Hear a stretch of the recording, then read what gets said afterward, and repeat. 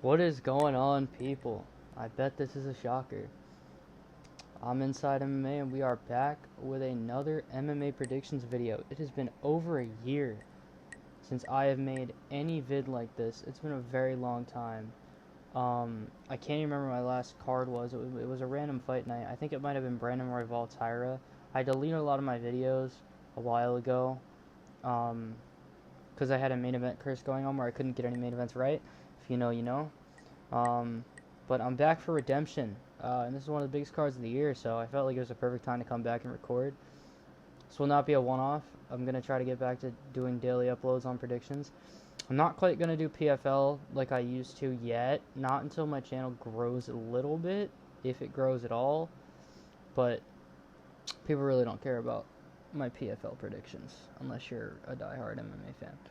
But, got a lot of takes on this card, a lot of underdogs on this card, so I thought it was perfect time to go through it. I'm going to come back quickly the week after this card happens with my matchups to make for the winners of all the prelim bouts and the winners and losers of all the main card bouts. So I actually will include, I'll do all of them because this is a pretty big card. You have ranked fighters in the fourth fight.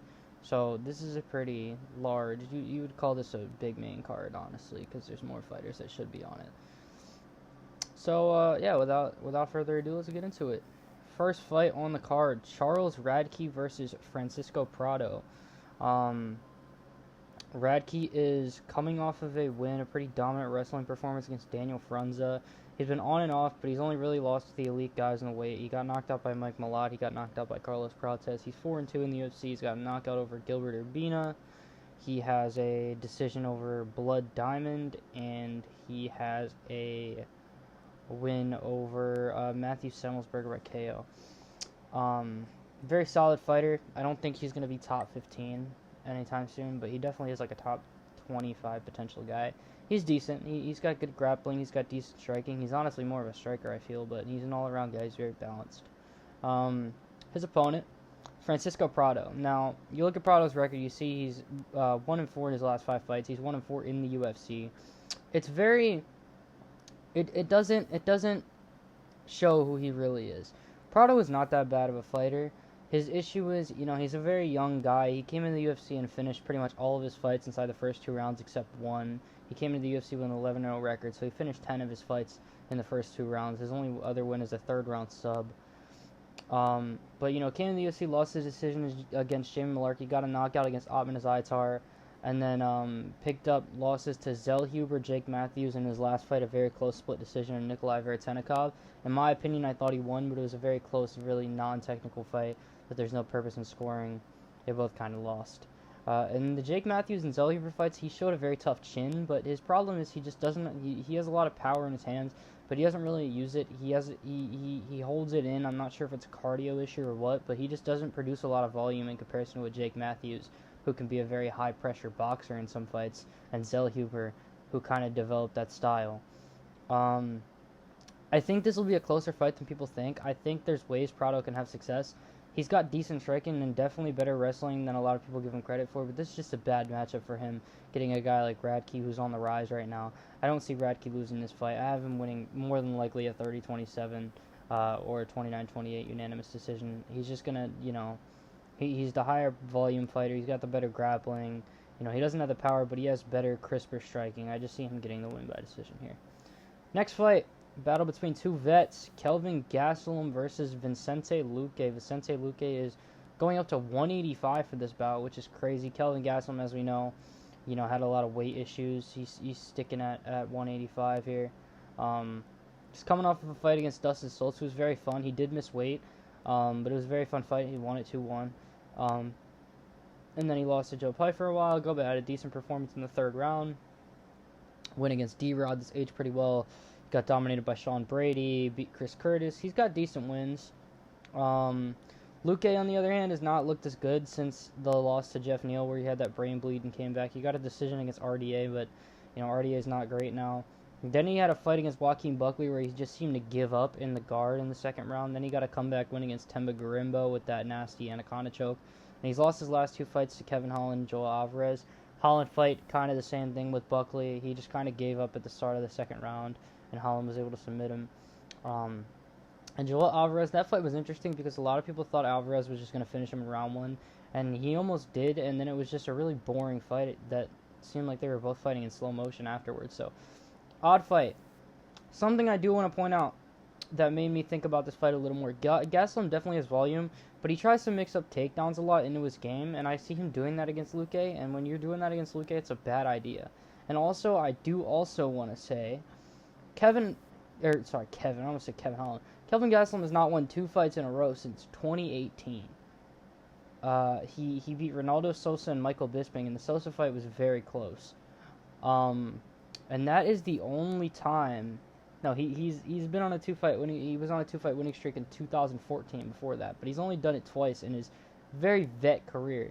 He went on a 3-fight losing skid after the Izzy fight, and then he beat Ian Heinisch, and then lost another 2, and then the win against Curtis, lost to Brady, win against D-Rod, lost to Pfeiffer, win against Stoltzfus. So pattern-wise, I predict him to lose here, and I see it happening very quickly. This is a vet, bout. It's 2 guys who are kind of on the down a little bit. Luque just seems to be on the down more. But Gastelum really is a guy that has knockout power. He's solid on the feet with the boxing, but it's not something that I think Luque will be really bothered by. I think Joel Alvarez is a better striker, and Luque he held up pretty well in the striking in that fight. It was kind of the grappling that shut him off. And these fights, the Buckley fight, like I said, he gave up in guard. The Holland fight, he gave up in guard. I think if Gastelum's on the ground with him, he's going to snag in a submission. Gastelum's only been finished 3 times, and they're all by submission. I think he shoots a takedown in the first round, and Luque snatches up a choke similar to how he did to Tema Garimbo, and he gets a shocking first-round sub. It's definitely a shout. He's plus 215 dog. I think that's disrespect considering how, iffy both of these guys are, but I think Luque gets it done. Next fight, we have a battle of, undefeated UFC prospects here, undefeated in terms of the UFC. We have the 3-0 Markel Mederos versus the 4-0 Chris Padilla. Markel Mederos is 3-0 in the UFC with decisions against Austin Hubbard, Landon Quinones, and Mark Choinsky. A lot of people do think he lost those prior 2 fights to Hubbard and Quinones. I personally thought he won against, I personally think he lost against both of those guys. I think he won the Mark Choinsky fight pretty clearly. Chris Padilla is 4-0 in the UFC. He's got wins over James Longtop by submission, Rong Zhu by doctor stoppage. That's aged pretty well. Jai Herbert by split decision in a fight I thought he lost personally, but there wasn't a lot of output. It was very close. I can see how you give it to either guy. And the biggest win of his career coming in against Ismail Bonfim. He missed weight for this fight, so that's pretty shocking. Shout out to someone I'm in a group chat with. Daniel called that happening. I was very shocked because Padilla's really on the rise right now. He's never missed weight for a fight. I think he did come back and try to make the weight, but he failed. I didn't quite see it. It'll show it here. Okay, so he did come back and try, and he actually didn't change at all. He remained at 158 because that's what he missed by coming into the fight. So he missed by 2 pounds here. As we know, people who miss weight don't win a lot. Padilla's a guy with a lot of hype right now.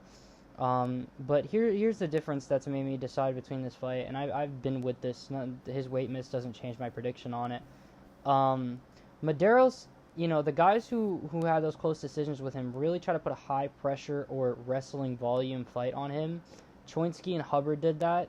Mederos had to deal with a lot of takedowns, and Quinones was trying to dirty box a lot and put it in the clinch, which is a very similar style to Chris Padilla. He does have a submission win in his debut, but he's not really a submission artist. He is a guy who's going to go out there and try to mix up dirty boxing. He's going to try to knock you out. He loves elbows. He loves ripping the body. I think this will be a striking fight, and when it comes to the striking, Mederos is extremely sharp, and I see this being a very close fight, another split decision for Mederos, but I think if this fight is going to be on the feet, which I expect it to be, I think Mederos is really going to light up Padilla, and he's going to escape with a 2-1 split decision here. It's a very close fight between 2 prospects. A lot of people are sipping on Mederos. I don't know why. Maybe it's because of those close decisions, but I do see him snagging this win here against Padilla and really, shining as a prospect at 155. Next fight in the women's strawweight division, Tatiana Suarez versus Lupe Godinez. Suarez is 11-1 as well. her only loss being to the former champ Zhang Weili. She's coming off a win against Amanda Lemos, which was very odd. She dominated the first 2 rounds and then almost just kind of gave up in the third and got knocked out, but she was able to survive. Her gas tank has looked iffy since her return. Godinez, on the other hand, she's on a 2-fight winning streak. She's very improved. She's coming off winning against Jessica Andrade and Julia Palestri, and those aren't the best names, but she is very slick. She has some of the best boxing in the weight class. But the issue, obviously, with her and those 2 losses that you can see there to Mackenzie Dern and Vina Jandiroba are because of her grappling. She just does not have the grappling defense to match with these elite fighters. She's decent, but she just doesn't have it.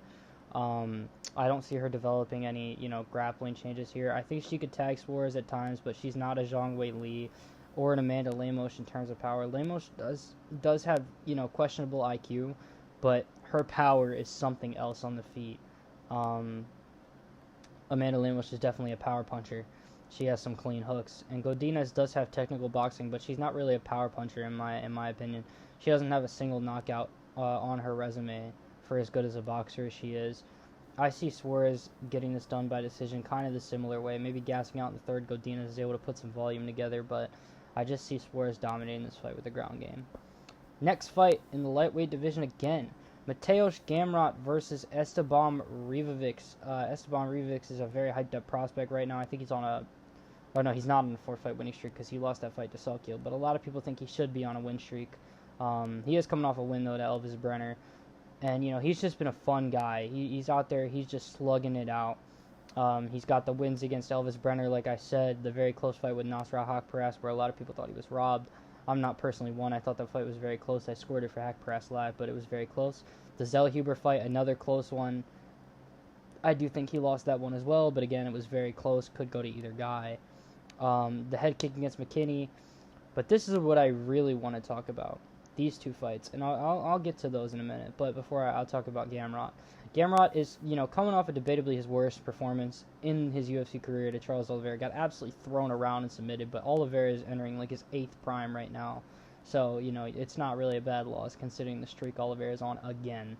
Before that, a decent performance against Ludovic Klein.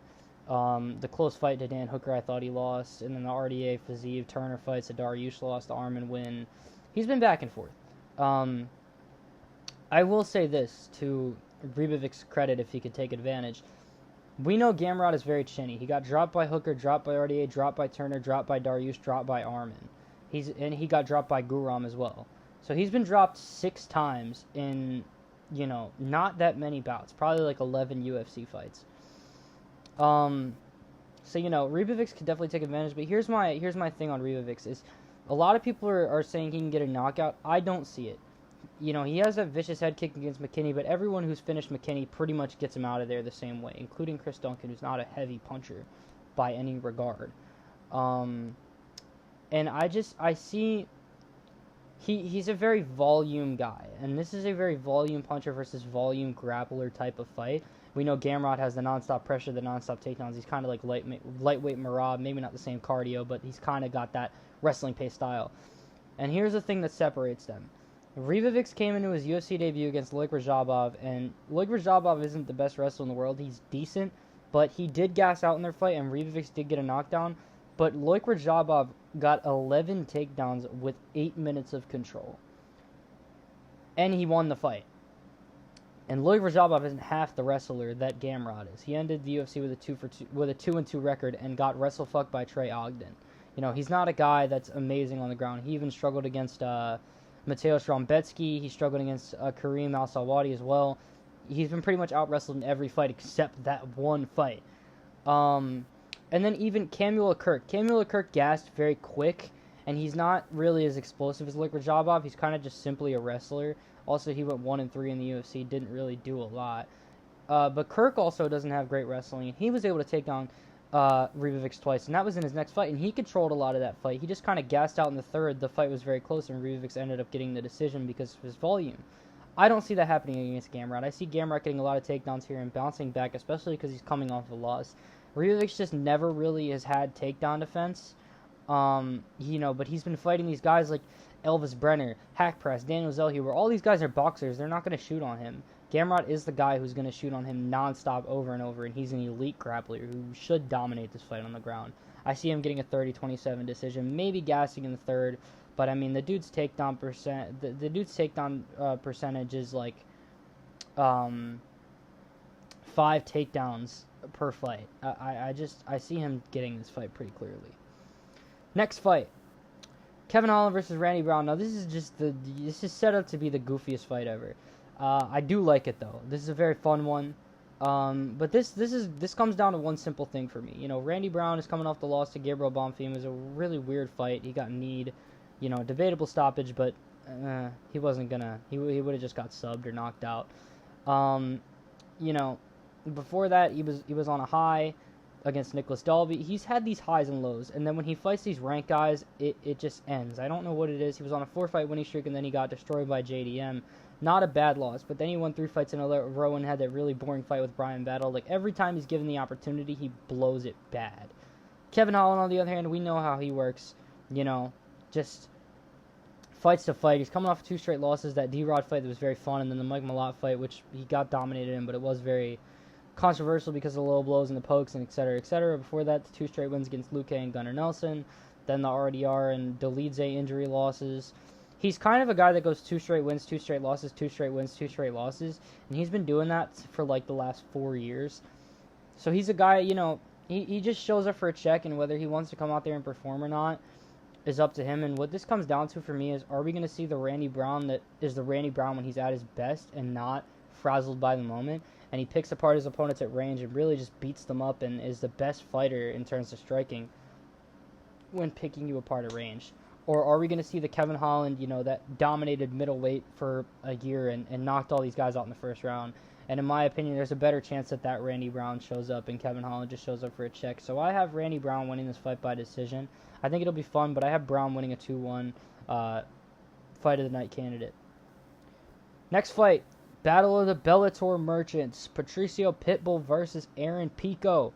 Pico is a -300 favorite in this fight, which surprises me. I don't understand. I said this to people that I was talking to a couple days ago. I never really got the hype with Aaron Pico. He's not this guy who's beaten elite guys in Bellator. He's not a Pitbull, for example. You know, he knocked out Michael Chandler, had all the success in Bellator, and I know he's older now, but if they would have signed Pitbull then, I feel like he would have been a favorite over all these guys. Pico came into his fight with Lerone Murphy, who was 16-0, as a -170 favorite. That makes no sense to me. And he got slept in 3 minutes, as I expected him to. Well, I expected him to lose, not get slept, but if you're getting slept by Lerone Murphy, that's pretty bad, too. And I get Pitbull is older now. You know, he's 38 years old, but he's coming off a win against Dan Ige in a fight where he was almost the first guy to knock out Dan Ige before, obviously, Melky did it. The Yair fight was very boring, where there was not a lot shown. I get that, but you know, the guy only really lost to AJ McKee, Sergio Pettis, Chihiro Suzuki, who was a great fighter in Ryzen, at least on the feet. And that's pretty much it. Like, the guy hasn't really lost that much. He got the McKee fight back. I thought he lost, but, you know, and he moved down for the Sergio Pettis fight as well. So, like, we can't really take that into account.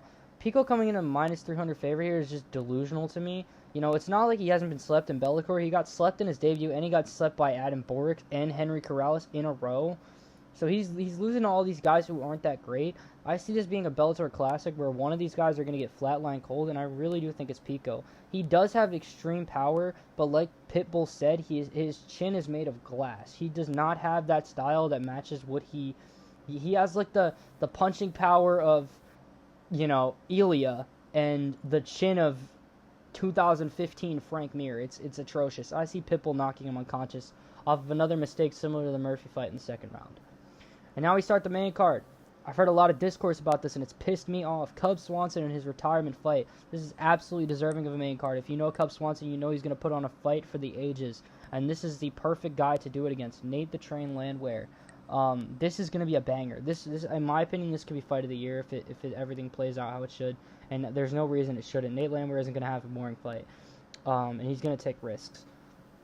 You know, Cub is surprisingly, at least on Tapology, the favorite here. It's a pick'em fight.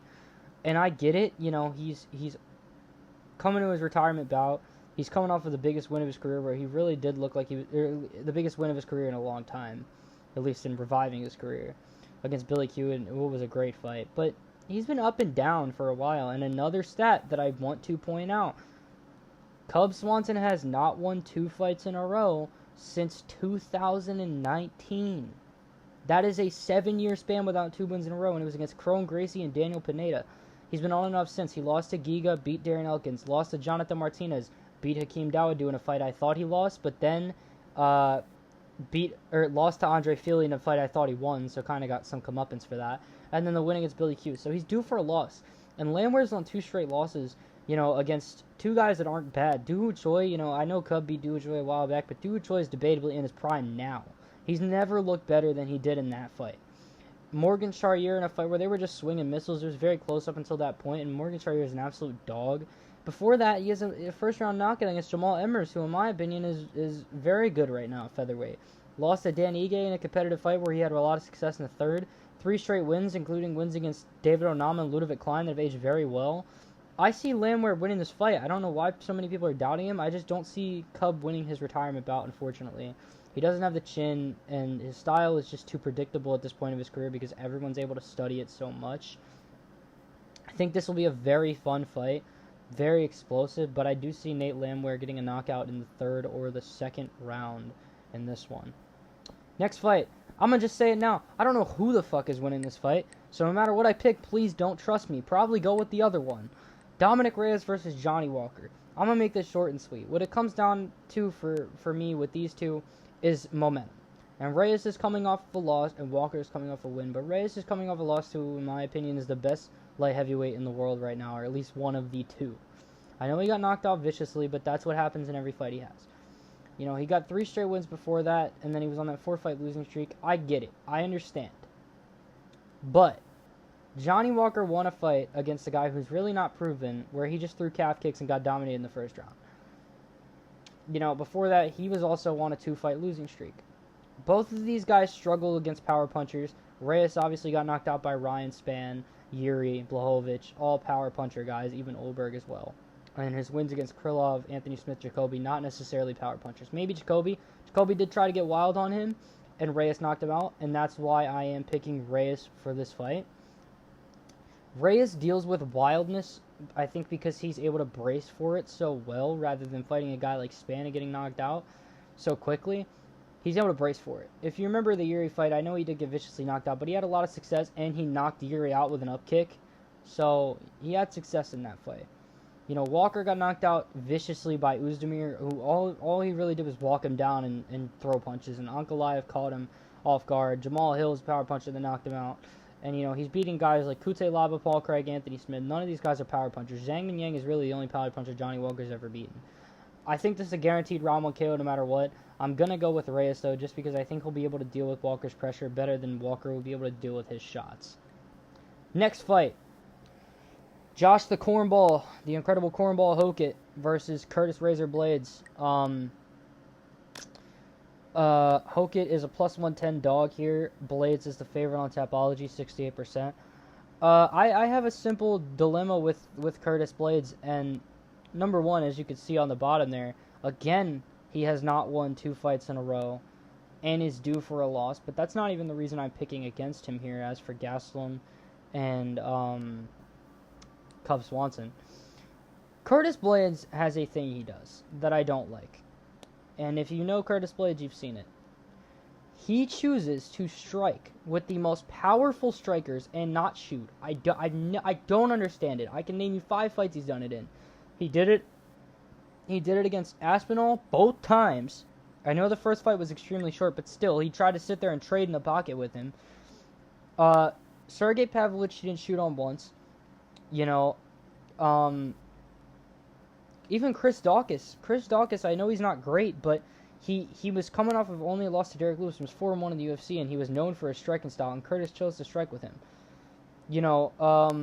Junior Dos Santos, I know he was washed, but still a very good puncher.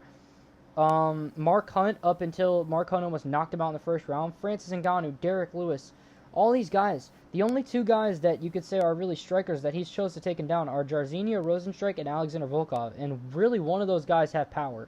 The other one is Overeem, and it took him 2 rounds to do that. So it's just very odd to me. I don't know why he does it, but he does. Josh Hokit, I hate him. I'm just going to say it. But when it comes to fighting, I don't have biases. His last fight, he looked untouchable. His takedown defense was really good. His takedowns were really good.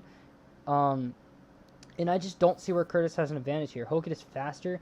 He honestly, in my opinion, has more power, and he's the better grappler. So I don't even think Blades can grapple if he wants to, but I don't expect him to. I expect him to try to go in and strike with this kid. I honestly feel like Hokit's gotten in his head, and I think Hokit is going to knock him out in the first round and really make a statement, and possibly get himself a title shot. So I have Josh Hokit by round 1 KO. Co-main event of the evening. Here we go. A lot of people are sleeping on Paulo Costa. I'm going to say it real fast, and I think it's terrible. Costa looked, better than he ever has against Roman Kovalev. Then again, I personally don't. I've never really bought into Roman Kovalev's hype when he had it, but I think he's too patient. But Costa did look extremely good against him. He really did look like himself. And, he only lost to Strickland. Whitaker, he had a lot of success in round 1. But the Vettori fight and the Izzy fights really show when he fights these technical guys. Vettori's not even technical when he lost to him. I'm just saying that's a bad loss. But when he fights technical guys like Izzy and Whitaker, he gets chewed up. But, we could see a very good Paulo Costa here. Osmat Murzakanov is a guy with cardio issues. He gassed out and gave up a whole round to Dustin Jacoby. He was gassing out against Alonzo Menifield, and those were both in the second round. But I do think Murzakanov just has too much power here. He's so much better than Paulo Costa on the feet. He has so much more power than Paulo. As much as Paulo has power, Murzakanov knocked the last Alexander Rakic out with a jab, his last opponent. And I think Costa will look better than people expect. I think this fight is going to be fun for as long as it lasts. But I see Osmat getting him out of there in the second round in a banger fight. And more than likely becoming the #1 contender to the light heavyweight championship, which is debated between these two right now. Yuri Prochakza and Carlos Ulberg. Carlos Ulberg is 10-1 in the UFC. He is on a 10-fight winning streak. 9-fight winning streak, sorry. No, 10-fight winning streak. Correct? I think it's a 10-fight winning streak because I think he lost his debut. But it might have been his second fight as well. Either way, it was his debut. So he's on a 10-fight winning streak. Yuri, on the other hand, he is on a 2-fight winning streak. And I've thought about this fight a lot. It's even. I think that means Yuri. I think Ulberg is a slight favorite here. But Yuri is a massive favorite on Tapology. This is what this fight has come down to for me. It comes down to a comparison of the resumes. Carlos Ulberg, he beat a lot of cans. And then we get to his most recent fights. Volkan Oezdemir and Jan Blachowicz. 2 close decisions. I thought personally he won both of those fights. A lot of people disagree. I personally think he won them both, and he outstruck both guys. And Dominic Reyes by round 1 KO. Yuri Prochakza. Khalil Roundtree, Jamal Hill, Rakic, Glover Teixeira, Dominic Reyes, Volkan Oezdemir. Now let me tell you why I bring up resumes here. Ulberg is a very powerful puncher. He's a very good kickboxer. And something that I've seen Yuri struggle with a lot in the Khalil fights, in the Alex fights, in the Rakic fights, is calf kicks. He gets very frustrated when he's hit with a calf kick. He doesn't check calf kicks, and he's fighting a very good kickboxer in Carlos Ulberg. How is he going to deal with that approach? Then I look at those 3 guys that I just named, and his resume in general, and I look at power punchers. Khalil, a lot of people think he's a power puncher. I disagree. I think he's a kickboxer. He doesn't really have a lot of power, and he's not that elite of a striker. He got lit up by Dustin Jacoby. His best performance is a loss. He had 5 rounds against Jamal Hill and couldn't knock him out. His fight with Anthony Smith was competitive until he got the finish. He's lost to Marcin Prachnio on the feet. He's lost to Kute Laba on the feet. He's lost to Johnny Walker on the feet. He's lost a lot of fights on the feet. That's not enough for me. And the thing with Khalil was he was able to dominate on the outside, but the moment Yuri knew that he was down, he did not respect Khalil's power, and he knew he could walk him down and break him. Alexander Rakic, he mixed it up, a lot of calf kicks and shots up top, but his power was not enough to get Yuri's respect on the feet. Yuri came forward, did the same, knocked him out. Jamal Hill does have the power of Carlos Ulberg, but he's not technical enough like Ulberg to take advantage of it and doesn't mix up kicks in his attack. So I don't think he was able to get, Yuri and Hill was just a brawl where Yuri just happened to knock him out. It could have gone either way. The only guy that was able to get the respect of Yuri Prochakza on the feet and make him not want to come forward and charge at him, well, there were 2 guys. Glover Teixeira and Alex Pereira. Glover just decided to have a dogfight with him and his chin was able to hold up. Alex was able to break him with calf kicks and make Yuri freeze to the point where he wanted to shoot and not engage. It was very shocking. Now, what it comes down to for me is, can Carlos Ulberg do that? Because it's going to be his only route to victory. And in my opinion, I think yes, he can. I think Ulberg has more power than any opponent besides Alex Pereira that I just named. He might even have more power than Alex Pereira. I think Ulberg is going to mix up calf kicks. He is not fazed by the moment. He is an elite kickboxer, and I don't think Yuri can do what he does against those guys, against Ulberg. Now, I know Ulberg lost his debut to Kennedy Njoku, but a lot of people don't go back and watch that fight. He was outstriking Njoku by 60 strikes. You know, he threw his whole gas tank in one round, and he landed 100 strikes in the first round. Dude thought he can KO him, thought he was invincible, went for it. He hasn't done that. He's fought on the outside against his two, most elite opponents, and he won both of those fights. I think he breaks Yuri Prochakza in this fight. Yuri is not, unbreakable like a lot of people think. He's been knocked out 4 times in his 5 fights. And I just see him breaking here. I have Carlos Ulberg by 2nd round KO in the main event of UFC 327. Hopefully my main event curse doesn't start again here. I don't see Yuri's route to victory. He has to come forward and be wild, and Carlos is too much of a sniper for Yuri to really be able to do anything. Like I said, Rakic, Roundtree weren't able to get his respect. Those are the 2 technical guys that he fought. Reyes wasn't necessarily technical, but he's balanced, and he was able to do a lot against Yuri. A lot more than anyone that I just named. I really do think Ulberg is just going to show levels in this fight. So yeah, with that is my prediction for UFC 327. I have Carlos Ulberg, Murzakanov, Hokit, Reyes, Landwehr, Pitbull, Brown, Gamrot, Suarez, Mederos, Luque, and Radtke. Like I said, I'm going to hope this isn't a one-off. I'm going to come back next week with a video with my matchups for whoever, wins and loses in terms of the main card on this card for most of the fights. And, yeah, those are my predictions, so I hope you enjoyed. I'm Inside MMA. See ya.